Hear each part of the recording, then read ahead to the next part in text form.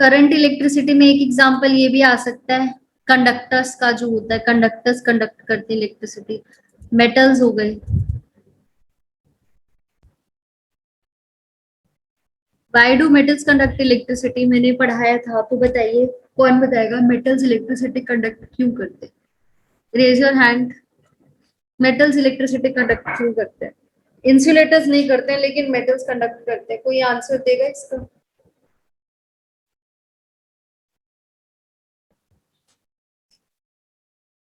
Yes Balraj. Metal is good conductor of electricity.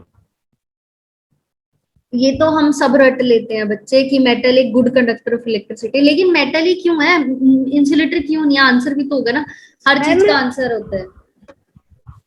Ma'am उसमें electron ज्यादा होते हैं। अच्छा, और मैंने बताया था ये मेटल नॉन मेटल के टाइम पे, कौन बताएगा? सरताज बताइए बच्चे। Yes ma'am. बताइए बच्चे। Ma'am metal metal good conductor इसलिए होता है मैम क्योंकि उसके अंदर इलेक्ट्रॉन सबसे ज्यादा होते हैं पहली बात तो। और मैम वो सबसे ज्यादा कंडक्टर्स हीट एंड इलेक्ट्रिसिटी के सबसे ज्यादा इसलिए होते हैं क्योंकि मैम वो सॉलिड भी होते हैं। और मैम वो ऐसे होते हैं जो सबसे ज्यादा हाई टेम्परेचर पे भी वो होते हैं, मैलिबल होते हैं, मतलब मैम जो पिघल जाते हैं। और मैम वो जो करंट का फ्लो होता है मैम उसको मतलब जितना वो दे रही होती है ना मैम उससे थोड़ा सा बढ़ा कर देती है मैम। और मैम इसीलिए मैम जो जैसे आपने पहले फिगर में बताया ये बड़ा भी होता है और मैम ये दूर दूर है। ठीक है मैम। तो ये इसमें से इलेक्ट्रिसिटी पास इसलिए नहीं होगी क्योंकि मैम वो एकदम जैसे जुड़ के नहीं है ना। तो और उसके बाद में ये जो है ना इधर छोटा वाला मैम इसके अंदर से ये टच टू टच जाएगा तो ये जल्दी पास हो जाएगा इसमें से। कौन सा दिखाया तो इसमें मैम बहुत ज्यादा पास पास में है वो। यस बलराज आप बोलिए। सरताज थोड़ा सा अप टू द पॉइंट है लेकिन एक्यूरेट नहीं है। यस बलराज। मैंने यहाँ पे मैम जहाँ पे ये जो बड़ा वाला सर्किल है वो है मेटल और इधर वाला नॉन मेटल। और जो मेटल में ये आपने बनाया है और ये मैम इलेक्ट्रॉन्स और जो हमारा ये मेटल होता है इसके जो एटम्स होते हैं वो जो इलेक्ट्रॉन्स को पास होने देते हैं, लेकिन जो नॉन मेटल के एटम्स होते हैं वो इलेक्ट्रॉन्स को इतनी आसानी से पास नहीं होने देते। तो जब वो इलेक्ट्रॉन्स मतलब कि जैसे कि अब जो मेटल है वो इलेक्ट्रिसिटी से लगा और उसके जो इलेक्ट्रॉन्स हैं उसके अंदर आए तो वो उस जो उसके एटम्स होते हैं वो लूज हो जाते हैं और जो इलेक्ट्रॉन्स होते हैं वो उससे पास होने लग जाते हैं। लेकिन नॉन मेटल से इससे अपोजिट होता है, उसके एटम्स जो है वो लूज नहीं होते और इलेक्ट्रॉन्स इतनी आसानी से पास नहीं होते। Very good. कहाँ से किया? क्या मैम? कहाँ से आइडिया लगाया? याद आ गया कि मैम आइडिया ने मैम पढ़ाया था? आइडिया मैम पहले मतलब कि वो एटम्स से याद आया थोड़ा सा, मतलब कि फिर वो होते हैं। क्या होता है ना, जब साइंटिस्ट ने देखा, एक मेटल रख लिया था एक नॉन मेटल रख लिया था, फिर उन्होंने प्रॉपर्टीज के बारे में बात करी थी, फिर देखा कि चलो प्रॉपर्टीज देखते हैं कि ये तो कंडक्ट करता है इलेक्ट्रिसिटी, ये नहीं करा, क्यों नहीं करा? तो इन्होंने माइक्रोस्कोप में रखा, ये देखा जो मेटल का साइज होता है ना वो बहुत बड़ा होता है as compare to non metal. Non metal का साइज छोटा है। रूम में बैठे हो, एक रूम है, बंद कमरा है, मतलब ओपन रूम है, खुला रूम है, सरताज बलराज और एक आशुतोष को छोड़ देते हैं क्लास में, जहां उनका मन करेगा वो उस रूम में वहां बैठेंगे। ठीक है, खुले खुले बैठेंगे, ऐसा नहीं है कि बिच बिच के बैठेंगे, जहां मन करेगा वहां बैठेंगे। डांस भी कर सकते हैं, खेल भी सकते हैं, जंप भी मार सकते हैं। बाहर से 2-3 बच्चे और भी आ जाएंगे तब भी वो एडजस्ट होके, मतलब इधर से उधर हो जाएंगे, एडजस्ट होके बैठ जाएंगे, मतलब एक्साइटेड है, चार्ज हो रखी है। नॉन मेटल का साइज छोटा होता है, एक कमरा बंद है, किसी का बच्चे का घर बहुत छोटा है तो कंजस्टेड एरिया होता है, तो यहाँ भी कंजस्टेड एरिया है, बिच बिच के रहेंगे, बेचारे शांत बैठे रहेंगे, जगह ही नहीं है उनके पास, घर छोड़ के कहाँ जाए, कहीं नहीं जा सकते, इधर उधर ही बैठे रहेंगे।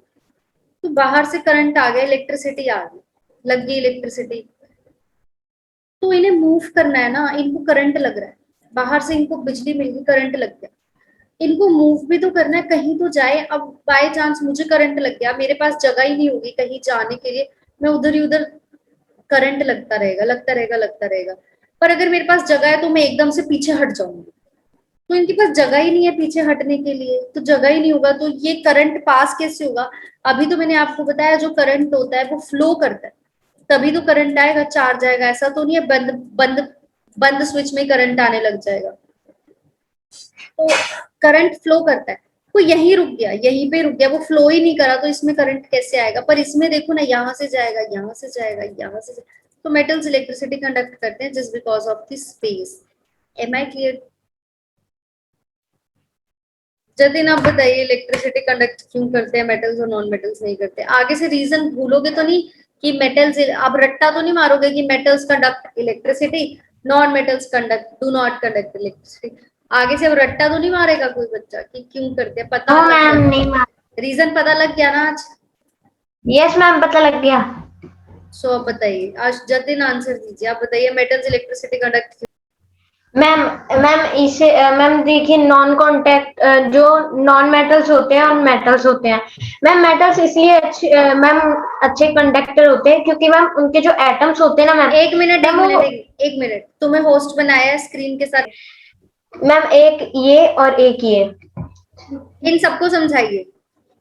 देखिए देखो सभी लोग, ये है नॉन मेटल्स, ये नॉन मेटल्स है और इस इनके अंदर जो एटम्स होते हैं वो इतने पास होते हैं कि मतलब,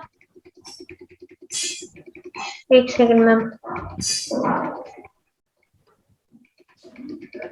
वो इतने पास पास होते हैं कि वो हिल नहीं सकते, इतना पास होते हैं। और जो नॉन मेटल्स होते हैं उनके अंदर एटम्स इतनी दूर दूर होते हैं उनका कि साइज बहुत बड़ा होता है। यस मैम, और उनका साइज इतना बड़ा होता है।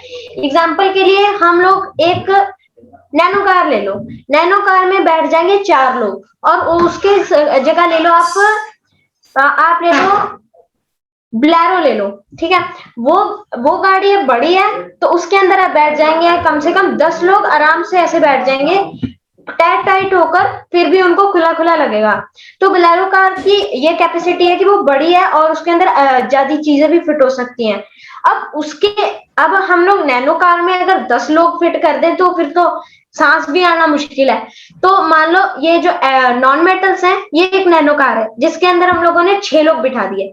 अब वो 6 लोग बिठाने के बाद में अब इसके अंदर हम लोगों ने करंट पास किया ना, तो ये एक साइड में लगेगा।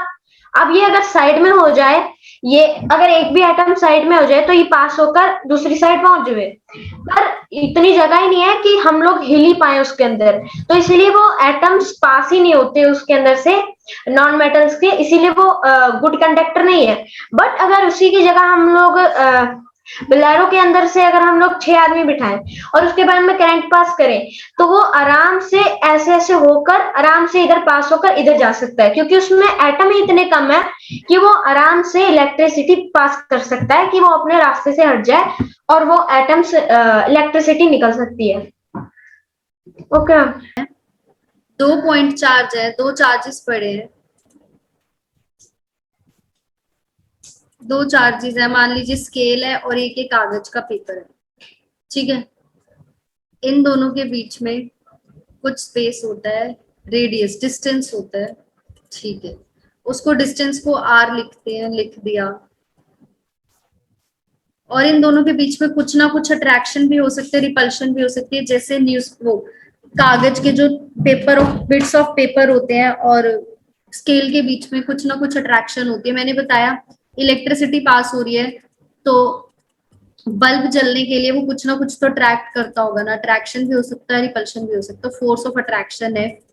सो कूलम एक साइंटिस्ट था, कूलम ने एक लॉ दिया कि जब 2 पॉइंट चार्ज होते हैं, 2 बॉडीज के बीच का जो चार्ज होता है वो किसके इक्वल होता है, मतलब किसके डायरेक्टली प्रोपोर्शनल होता है, मतलब 2 बॉडीज का चार्ज हो गया, मल्टीप्लीकेशन में है, product of 2 charges force of attraction जितना ज्यादा होगा या फोर्स ऑफ अट्रैक्शन रिपल्शन जितना पूरा वीडियो देखने के लिए और लेटेस्ट एग्जाम अपडेट्स जानने के लिए डाउनलोड करें कैरियर डिफेंस स्कूल का एंड्रॉयड ऐप।